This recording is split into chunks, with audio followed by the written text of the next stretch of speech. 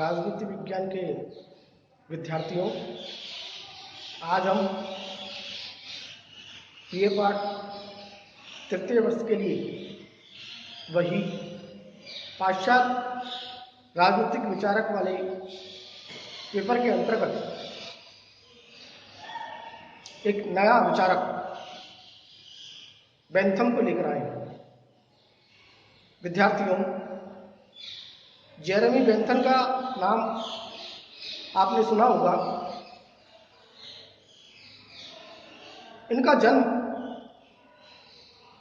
London में एक संपन्न परिवार में हुआ और इनके पिता एक सुप्रसिद्ध वकील थे।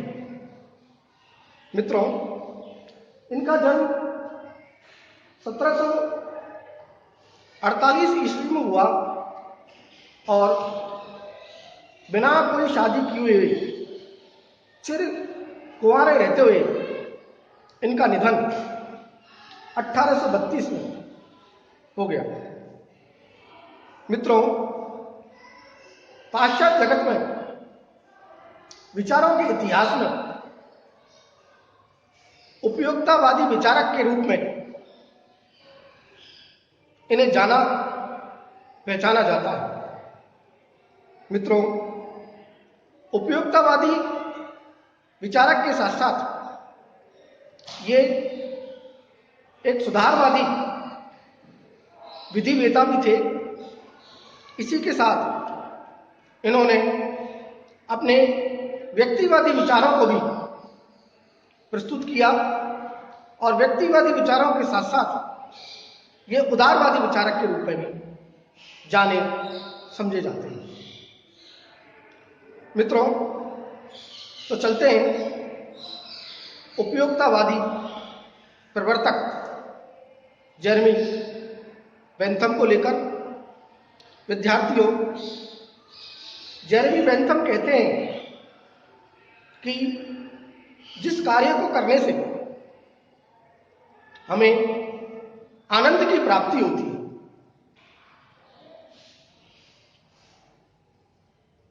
वह सुख होता है, और जिस कार्य को करने से हमें कष्ट होता है, आनंद की अनुभूति नहीं होती, वह कार्य हमारे लिए अनुपयोगी है, बेकार। मित्रों, अधिकतम व्यक्तियों का अधिकतम आनंद राज्य की प्रगति तथा श्रेष्ठता की कसौटी। बेंथम कहने का तात्पर्य यह है मित्रों कि राज्य का यह दायित्व है। बेंथम के अनुसार राज्य का यह कर्तव्य है कि वे अधिकतम व्यक्तियों का अधिकतम सुख को निर्धारित करें, अर्थात सर्व कल्याण की भावना पर आधारित रहे और ज्यादा से ज्यादा लोगों को सुख की प्राप्ति हो। यही राज्य का उद्देश्य, एम और लक्ष्य होना चाहिए। विद्यार्थियों, जेरेमी बेंथम कहते हैं कि जिस कार्यों को करने से हमें सुख की अनुभूति होती है, हमें सुख प्राप्त होता है, वह कार्य उपयोगी है, और जिस कार्य को करने से हमें दुख की अनुभूति होती है, कष्ट होता है, वह कार्य अनुपयोगी है। और इसी आधार पर अपने उपयोगितावादी सिद्धांत को जेरेमी बेंथम ने प्रस्तुत किया। मित्रों, जेरेमी बेंथम के सुख और दुख की विचारधारा पर केंद्रित इस उपयोगितावादी सिद्धांत के अंतर्गत जेरेमी बेंथम ने सुख और दुख को मापने के लिए एक पद्धति को बताया है, और उस पद्धति का नाम है आनंददायक पद्धति। इन्होंने अपनी प्रसिद्ध पुस्तक principle of morals and legislation के अंतर्गत सुख और दुख की मात्रा को मापने के 7 तत्व निर्धारित किए। मित्रों, इन 7 तत्वों का विवेचन करते हुए बेंथम महोदय बताते हैं कि प्रथम तत्व तीव्रता है। तीव्रता से हमारा तात्पर्य गति से है। कहने का मतलब यह है कि वो सुख अथवा दुख कितनी गति से, कितनी तीव्रता से हमारे पास आता है, अर्थात उसकी स्पीड कैसी है। इस स्पीड से हम यह अनुमान लगा सकते हैं कि सुख कितनी मात्रा में है अथवा कितनी कम मात्रा में है, दुख कितनी मात्रा में है अथवा कितनी कम मात्रा में। विद्यार्थियों, सुख और दुख के मापन की पद्धति के दूसरे तत्व के रूप में उन्होंने निश्चितता और अनिश्चितता को बताया है। कहने का मतलब यह है कि वो सुख अथवा दुख निश्चित है अथवा नहीं, सही है अथवा गलत। इस प्रकार से हम सुख और दुख को निश्चितता और अनिश्चितता के तत्व के रूप में माप सकते हैं, तोल सकते हैं। विद्यार्थियों, तीसरा तत्व जेरेमी बेंथम ने इसकी अवधि को बताया है। अवधि से हमारा तात्पर्य समय से है, टाइम से है कि कितने समय तक वो सुख और दुख हमारे पास मौजूद रहता है। चौथे तत्व के रूप में विद्यार्थियों जेरेमी बेंथम महोदय ने निकटता अथवा दूरता के तत्व को निर्धारित किया है, क्योंकि वो सुख कितनी दूर है अथवा कितनी पास, इस आधार पर हम ये कह सकते हैं कि सुख हमें मिला अथवा नहीं। विद्यार्थियों, इसके अलावा पांचवें तत्व के रूप में जेरेमी बेंथम उत्पादकता के तत्व को बताते हैं। उत्पादकता से तात्पर्य जेरेमी बेंथम महोदय का यह है कि एक सुख और एक दुख के उपरांत उस सुख में अथवा दुख में दूसरे प्रकार के सुख अथवा दुख को उत्पन्न करने की कितनी शक्ति है। कहने का तात्पर्य यह है कि एक सुख को प्राप्त करने के बाद यदि उस सुख से दूसरे सुख की अनुभूति होती है, दूसरे सुख की प्राप्ति होती है, तो वो इसका निर्धारक तत्व माना जा सकता है। दूसरे दुख से किसी अन्य दुख की प्राप्ति होना भी इसके निर्धारक तत्व के अंदर ही माना जाता है, समझा जाता है। मित्रों, उत्पादकता के बाद जेरेमी बेंथम महोदय सुख और दुख के मापन में एक अन्य तत्व शुद्धता को बताते हैं। शुद्धता से हमारा तात्पर्य इसका सही अथवा गलत से है कि उसमें कितनी मिलावट है।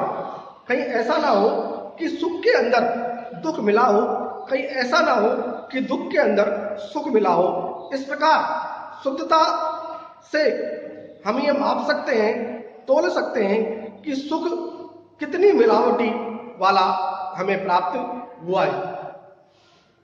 मित्रों, इसके बाद इसका एक और तत्व विस्तार के रूप में बताया है। विस्तार से तात्पर्य जेरेमी बेंथम महोदय का कि कितनी जनसंख्या के लोगों को यह सुख प्राप्त हुआ है, क्षेत्रफल, कितनी क्षेत्रफल में फैले लोगों को यह सुख अथवा दुख प्राप्त हुआ है। इस आधार पर ये गणना की जा सकती है, यह पता लगाया जा सकता है कि सुख कितनी मात्रा में फैला हुआ है अथवा नहीं, दुख कितनी मात्रा में फैला हुआ है अथवा नहीं। इस प्रकार से मित्रों, विद्यार्थियों, principle of moral and legislation नामक ग्रंथ में बेंथम महोदय ने सुख और दुख को मापने के 7 तत्वों को निर्धारित किया है, हमें बतलाया है।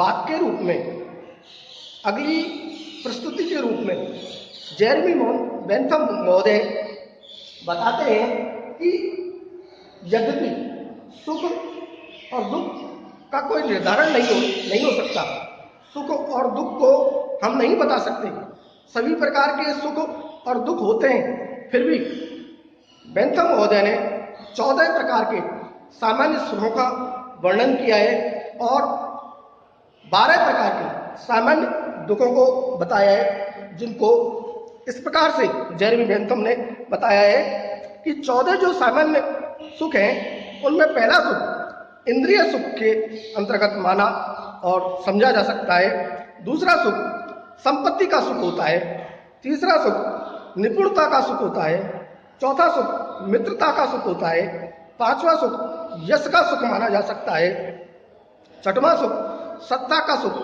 बताया है और सातवां सुख धर्मशीलता का सुख माना और समझा जा सकता है, आठवां सुख परोपकारिता का सुख माना जा सकता है, नवां सुख स्मृति का सुख माना जा सकता है और 10वां सुख कल्पना के द्वारा जो हमें सुख की अनुभूति होती है वो कल्पना सुख के अंतर्गत माना समझा जा सकता है। 11वां सुख आशा का सुख बताया है, 12वां सुख संगति का सुख बताया है, 13वां सुख उपकार का सुख बताया है और 14वां सुख उन्होंने मुक्ति का सुख निर्धारित किया है, बतलाया है। मित्रों, इस प्रकार से बेंथम महोदय ने 14 प्रकार के सामान्य सुखों का वर्णन किया है। इसी प्रकार से बेंथम महोदय ने 12 प्रकार के दुखों का वर्णन किया है। उनका वर्णन इस प्रकार से है। मित्रों, विद्यार्थियों, 12 प्रकार के दुखों के अंतर्गत उन्होंने पहला दुख अभाव का दुख माना है, दूसरा दुख उन्होंने इंद्रिय का दुख माना है और तीसरा दुख उन्होंने जटिल स्थिति में फंस जाने पर जो दुख पैदा होता है, जो उत्पन्न होता है, उसको निर्धारित किया है। इसके अलावा चौथा जो दुख है वो शत्रुता का दुख माना है और पांचवा दुख उन्होंने अपयश का जो दुख होता है वो माना है। इसके अलावा छठवां दुख उन्होंने माना है धर्मशीलता का दुख और सातवां दुख उन्होंने परोपकारिता का दुख माना है, आठवां दुख उन्होंने अपकारिता का दुख माना है और नवां दुख उन्होंने स्मृति के बाद जो दुख पैदा होता है वो माना है और 10वां दुख उन्होंने कल्पना का दुख माना है और 11वां दुख उन्होंने निराशा के दुख को निर्धारित किया है और 12वां और अंतिम दुख उन्होंने संगति के उपरांत जो दुख पैदा होता है उसको निर्धारित किया है। मित्रों, कहने का तात्पर्य ये है कि यद्यपि सुख और दुखों को नहीं बतलाया जा सकता, फिर भी बेंथम महोदय ने 14 प्रकार के सामान्य सुख और 12 प्रकार के सामान्य दुखों का वर्णन किया है, निर्धारण किया है। मित्रों, महत्वपूर्ण बात यह है कि बेंथम महोदय की इस उपयोगितावादी सिद्धांत के अंतर्गत सुखों के वर्णन के फलस्वरूप बेंथम का मत है कि विभिन्न सुखों में भेद गुण का नहीं अपितु परिमाण का होता है। कहने का तात्पर्य यह है कि सुख में जो भेद है वो गुणात्मक नहीं होता अपितु मात्रात्मक होता है। कहने का तात्पर्य यह है कि क्वालिटी से कोई मतलब नहीं है, क्वांटिटी से मतलब होना चाहिए कि कोई भी सुख कितनी ज़्यादा क्वालिटी का है इससे कोई मतलब नहीं है, बल्कि सुख कितनी क्वांटिटी में हमें मिला है इस बात पर जोर देना चाहिए। और वो ये कहते हैं सुखों की इस गणना में कि पुष्पिन भी उतना ही अधिक श्रेष्ठ है जितना कि काव्य पाठ। पुष्पिन एक प्रकार से बच्चों का खेल है। पुष्पिन से जो आनंद की प्राप्ति होती है वो आनंद उतना ही महत्वपूर्ण है, वो आनंद उतना ही श्रेष्ठ है जितना कि काव्य यानी कि कविता के पाठ करने के उपरांत हमें प्राप्त होता है। इस प्रकार बेंथम महोदय सुखों के अंतर्गत गुणात्मक भेद को ना बतला के मात्रात्मक भेद को बताते हैं। गुणात्मक महत्वपूर्ण नहीं होता अपितु मात्रात्मक महत्वपूर्ण होता है कि वो सुख कितनी अधिक मात्रा में हमें प्राप्त हुआ है। विद्यार्थियों, मित्रों, सुख और दुख की इस गणना में, उपयोगितावाद के इस सिद्धांत में महत्वपूर्ण बात यह है कि बेंथम महोदय आनंद को बताता है कि अधिकतम व्यक्तियों का अधिकतम आनंद ही राज्य का दायित्व होना चाहिए, कर्तव्य होना चाहिए, और व्यक्ति को अधिकतम आनंद की जो प्राप्ति होती है वही उपयोगी होता है, वही जरूरी होता है, और यही बेंथम का उपयोगितावादी सिद्धांत है। मित्रों, मैं आपको यह बता दूं कि बेंथम महोदय यहाँ आनंद और सुख में भी अंतर प्रस्तुत करते हैं। दोनों शब्द यद्यपि हमें एक ही लगते हैं, परंतु बेंथम महोदय आनंद और सुख में अंतर स्पष्ट करते हुए ये बतलाना चाहते हैं कि आनंद से ज्यादा श्रेष्ठ सुख होता है। कहने का तात्पर्य यह है कि आनंद एक क्षणिक मात्र सुख होता है, जबकि सुख एक चिरस्थायी सुख की श्रेणी के अंतर्गत माना और समझा जा सकता है। कहने का तात्पर्य यह है कि जो कार्य करने से क्षणिक मात्र के लिए जो प्राप्ति होती है, जो अच्छा लगता है, वो आनंद है, परंतु अनेकों आनंदों के योग के फलस्वरूप जिस सुख की हमें अनुभूति होती है वो सुख के अंतर्गत माना और समझा जा सकता है। उदाहरण के रूप में यदि हम कहें तो एक शराबी को शराब पीने के उपरांत जो आनंद की प्राप्ति होती है वो चिरस्थायी सुख के अंतर्गत माना जा सकता है। परंतु आप जानते हैं, समझते हैं कि शराब पीने के बाद उसके शरीर पर जो दुष्प्रभाव पड़ता है, उस आनंद से उसको दुख की अनुभूति होती है। इसलिए आनंद क्षणिक मात्र होता है, जबकि सुख एक चिरस्थायी होता है। इसलिए जरूर नहीं है कि आनंद सुख को प्रदान करे, आनंद कष्ट को भी उत्पन्न कर सकता है। इसलिए ऐसा आनंद बेकार है, ऐसा सुख बेकार है जो शरीर के लिए हानिकारक हो। इस प्रकार से बेंथम ने अपने उपयोगितावादी सिद्धांत को बतलाया और समझाया। अगली वीडियो में हम पुनः इस जेरेमी बेंथम विचारक पर पुनः चर्चा करेंगे। तब तक के लिए धन्यवाद, आभार।